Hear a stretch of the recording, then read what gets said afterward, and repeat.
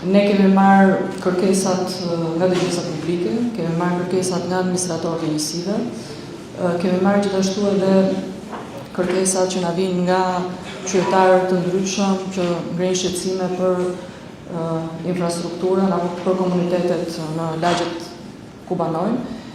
Dhe gjithashtu së bashku dhe me vizionin që kemi pasur për mandatin 4 vjeçar, kemi vënë në plan disa projekte që i mendojmë se të rëndësishme dhe unë fakt sot kam bërë një përmbledhje kryesisht me produkte, pra një buxhet sipas programeve dhe programet kemi tentuar të bashkojmë.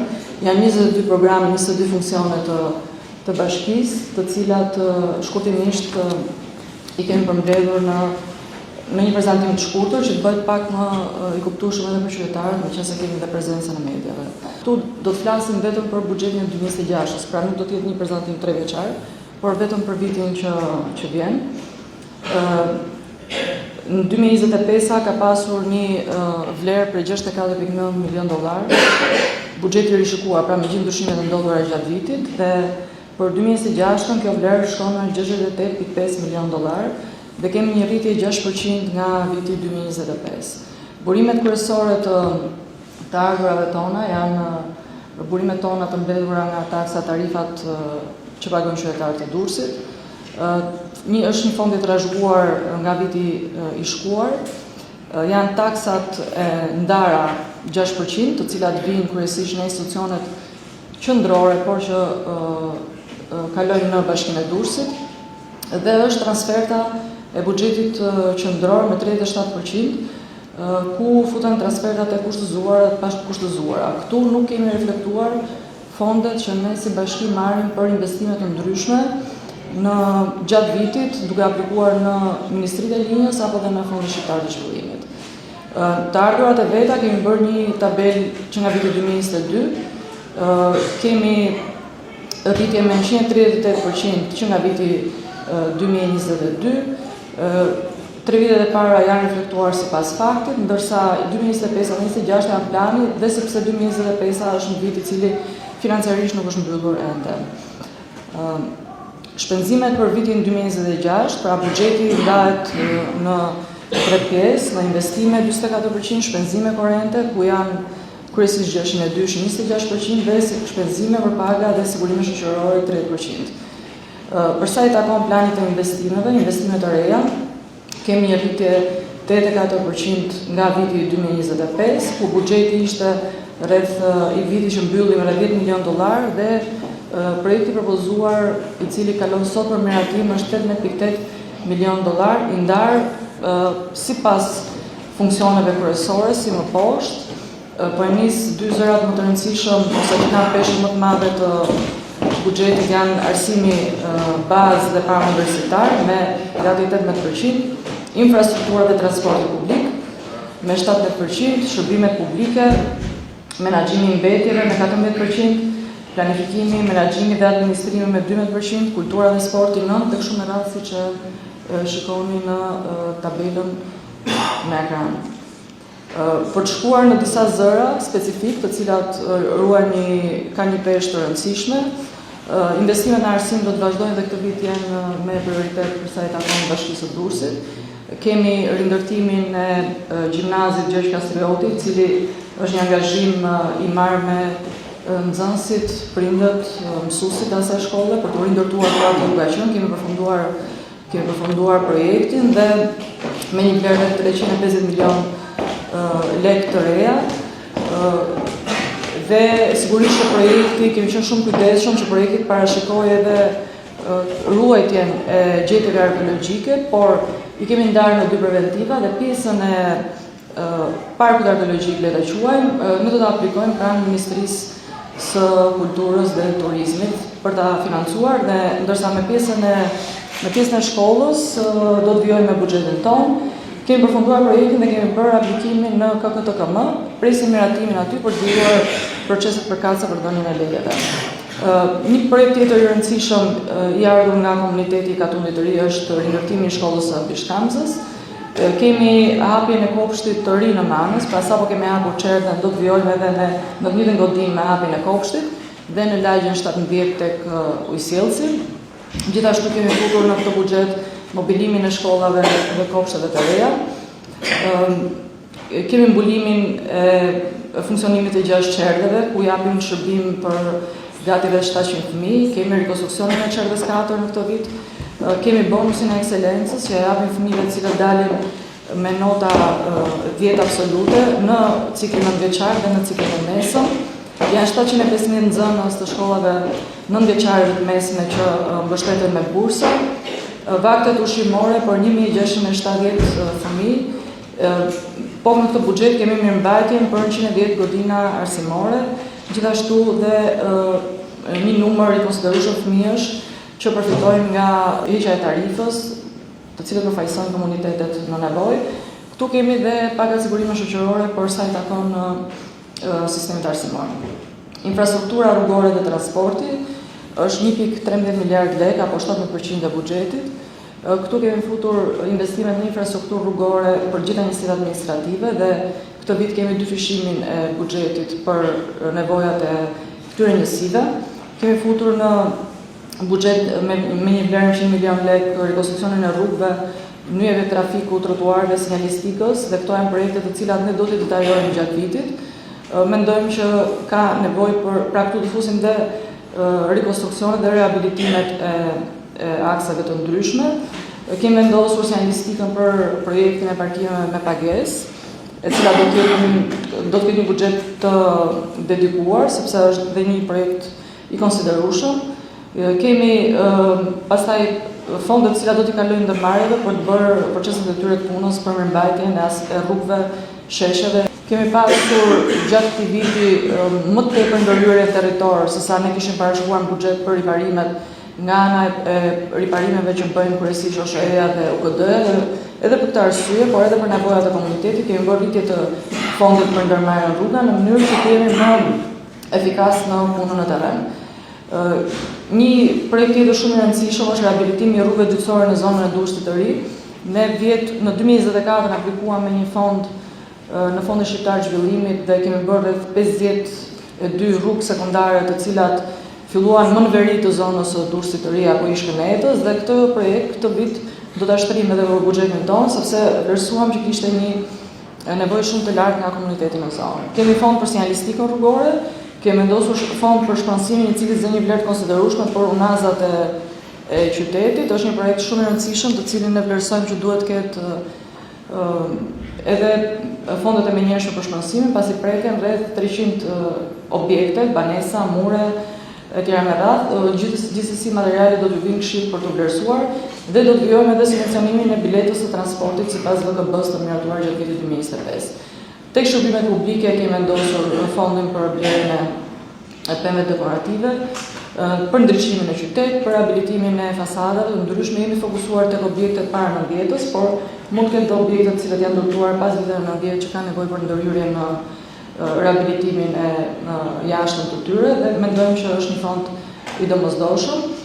Kemi prezantuar për herë të parë fondin e komunitetit dhe do të vimë në këshill me një material të detajuar si do të funksionojë, duke qenë se ligji për administrimin e ambienteve përbashkëta ka ndryshuar dhe i ngarkon banorët me detyra të caktuara. Mendojmë që ne si institucion duhet vimë në ndihmë që të financojmë një pjesë të punimeve të jashtme me një program të dedikuar, të cilin do ta detajojmë dhe do ta diskutojmë së bashku në këshill. Më të janë pagat dhe sigurime shoqërore për sa i takon stafeve përkatëse. Menaxhimi i mbetjeve, 14% të buxhetit, këtu kemi vendosur pjesërisht për blerjen e kazanëve, kosheve në shëritore dhe kamera vërtetuese për të monitoruar më tepër ndodësit dhe atje ku zonat që mund të kemi kritike. Sigurisht mbulojmë me këtë fond pagat dhe sigurimet shoqërore, si dhe depozitimin në landfill në Sharrës. Nga ana tjetër nuk kemi vendosur investime në flotë, sepse kemi një bashkëpunim me Akemin. Mendojmë që brenda vitit do të arrijmë të sigurojmë një numër konsiderueshëm për shtimin e koshave në qytet dhe disa mjete të cilat ndërmarrjet kanë nevojë dhe brenda vitit 2026 do të fillojmë dhe programin e ndërtimit të një stacioni transferimi, i cili do të bëjë fillimin e procesit të diferencimit të mbetjeve që mburim, por këto janë çështje që do t'i diskutojmë në këshill hap pas hapi dhe sigurisht që do të kërkojë një impenjim maksimal gjithë nga institucionet, por edhe nga qytetarët për të vënë jetë. Në programin tjetër planifikim, menaxhim dhe administrim kemi ndërtimin e godinave të njësive administrative Ishëm dhe Katundiri, ndërmarrja rruga. Dy objektet janë të dëmtuara nga tërmeti. Do të vijojmë me investimet për këto objekte. Kemi futur rikonstruksionin e qendrës të moshuarve me një vlerë 29 milion. Gjithë godina, pra aty ku janë dhe zyrat e shërbimit social, janë 289 punonjës me paga dhe sigurime shoqërore. Kemi kuotën e qarkut dhe vazhdojmë marrëveshjen me ASHK-n për sa i takon fondin. Pra kemi vendosur sërish dhe këtë vit, siç e kemi marrë angazhimin për të vendosur 15 punonjës, inxhinier, kryesisht topograf, për të krijuar punën me procesin e legalizimeve në territor. Për sa i takon kulturës dhe sportit, një projekt shumë i rëndësishëm që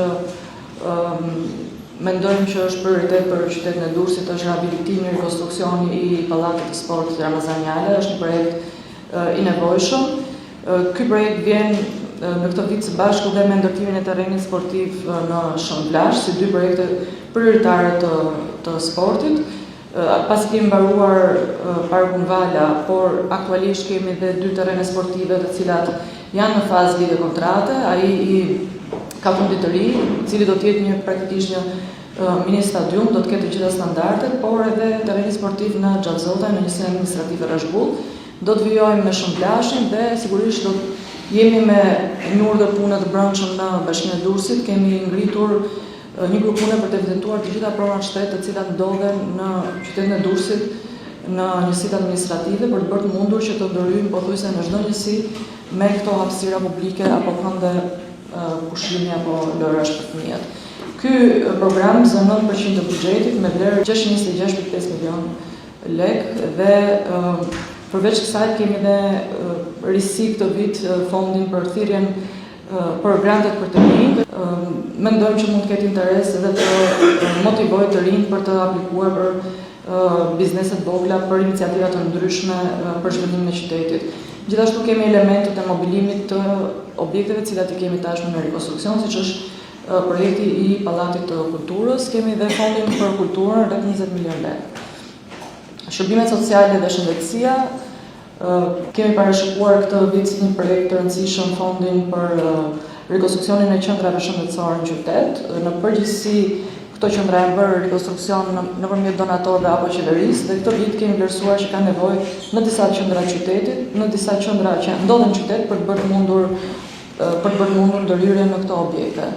Kemi funksionimin e 7 qendrave sociale ku marrin shërbime 1124 persona përfitues, të cilët janë pjesë e komuniteteve në nevojë dhe vijojmë me programet e tjera të ndihmës ekonomike. Strehimi social, këtë vit kemi prezantuar në buxhet një fond të dedikuar për bonusin e menjëhershëm të qeras, pra është një program të cilin ne kryesisht e kemi me qeverinë, pasi miratojnë në listat një pjesë të buxhetit e japim ne me miratimin e Këshillit Bashkiak, një pjesë të 50% që të mbulon qeveria. Kemi menduar që duke qenë se kemi rritje të buxhetit nga viti që shkoi, të vendosim një fond i cili do të jetë i menjëhershëm për këto familje dhe do të jep një farë mënyrë pavarësisë institucionit të bashkisë për të vepruar më shpejt dhe mos presi procedurat që bëhen nëpërmjet miratimeve në qeveri. Nga ana tjetër kemi vendosur një bonus qeraje për gratë të cilat janë në mbrojtje dhe këtu do të bëjmë një propozim direkt në cilin të kemi mundësi mos të bëjmë miratimet përkatëse në këshill, sepse këshilli do kohën e vet për të mbledhur dhe rastet e dhunës familje nuk presin, pra do të bëjmë një mënyrë se si do të shpërndahet ky fondi, do ta përcjellim në këshill dhe do të pranojmë gjithë. Le të kemi diskutim të hapur le të themi për të diskutuar se si do bëhet likuidimi direkt i atyre grave të cilat janë prej dhunës së familje dhe marrin urdhër mbrojtje nga gjykata. Kemi kredin për banesat sociale, mirëmbajtjen e banesave sociale, kemi vijimin e projektit për përmirësimin e kushteve dhe objekteve në disa banesa ekzistuese të familjeve në nevojë, bashkëfinancim me fondet e qeverisë shqiptare. Për sa i takon mbrojtjes civile, aktualisht 3% të buxhetit, pra për 2026, këtu kemi nisur një projekt shumë rëndësishëm, i cili mendojmë që është një nga projektet më të rëndësishme që ka qyteti në këtë moment, për sa i takon artimit të projektit për rrjetin e kanalizimeve të urave të bardha, pra urave të shiut në lagjin 17 dhe në lagjin 14. Gjatë kohës së rreshjeve kemi evidentuar zonat të cilat janë problem dhe kemi evidentuar dhe ato momente ku ndodhen problematika dhe sjellin përmbytje në zona, dhe ky projekt do të parashikojë artimin e projektit për sa i takon zonës Lishburgut, rrugës Lazarimit, lagjit 17, zjarr fikses, pjesës zonës së stadiumit, dhe gjatë vitit me njëherë me përfundimin e projektit do të vim në Këshill për të bërë financimin e tij. Kemi bërë të mundur që të fusim në projekt buxhetin e 2026 ndërtimin e disa zyrave si nevojë e zjarrfikseve, institucionit të zjarrfikseve të Durrësit, si dhe blerjen e automjeteve. Gjithashtu kemi dhe fondin e dëmshpërblimit për emergjencat civile. Projektet e rëndësishme të cilat i kemi diferencuar, le të themi, pasi ne kemi dhe procese në projekte në proces të cilat po hartojmë, por këtu përveç projektit për të zgjidhur problemin e përmbytjeve në zonën e Durrësit, kemi projektin për ndërtimin e shkollave të mesme në lagjin 13, kemi vështirësi, në fakt është një projekt që i mungon kësaj lagje të madhe qytetit, e cila nuk është vetëm turistike, por popullohet gjatë gjithë vitit, dhe jemi duke evidentuar mundësinë e gjetjes së terrenit për ndërtuar një gjimnaz, pra për të hartuar projektin për një gjimnaz në lagjin 13 të plazhit. Rikonstruksioni i rrugës Turja është një projekt shumë i rëndësishëm, i cili ka një gjatësi rreth 8 kilometra. Ne jemi në fazën që do të bëjmë projektin në gjysmën e parë të vitit dhe më tej do të kërkojmë financim pranë Fondit Shqiptar të Zhvillimit, se parashikojmë që nevojat për këtë rrugë do të jenë të larta.